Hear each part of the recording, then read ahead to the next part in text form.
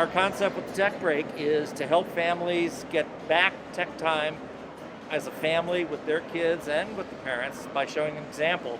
Instead of trying to force, okay, it's dinner time, put down your phone or give me your phone, building it into the family routine that the kids are going to come, in routine of putting it in here. It'll take all the way up to large iPad sizes. You can charge it while it's in here. There's charging ports on the back. You can put in a wireless charger if you want to go that way. But getting the kids to do it as part of their routine builds as a positive, whether it's dinner time, whether it's a bedtime, whatever family rules you're going to set up, instead of it being punitive. So the kid would come up and it talks to them the way they like to talk, with a view screen and buttons. So the kid would put in their device, shut it up, and then say, okay, I'm going to eat dinner for an hour. Okay? You're going to count down, and now you go. So it's not, hey, can I have my phone back? Hey, can I have my phone back? It tells them when they can have their phone back, or you know where it's at. Or if they have, and mom's taken it away for some reason, but dad's the one that comes in, there's no discretion. There it is, all right?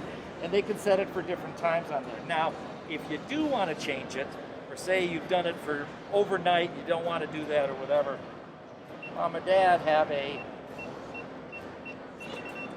override code. And that's basically the way the product goes. And we're working with various different child psychologists. Our top one is the one that's written this book here that basically says the benefits of it and the psychology behind it, and not building it up as a negative, but making it a positive routine for them. So what's around the back? Basically, it's the ventilation, the charging cord accessibilities. You can either run by electric power or by battery. The batteries are also back up the electric.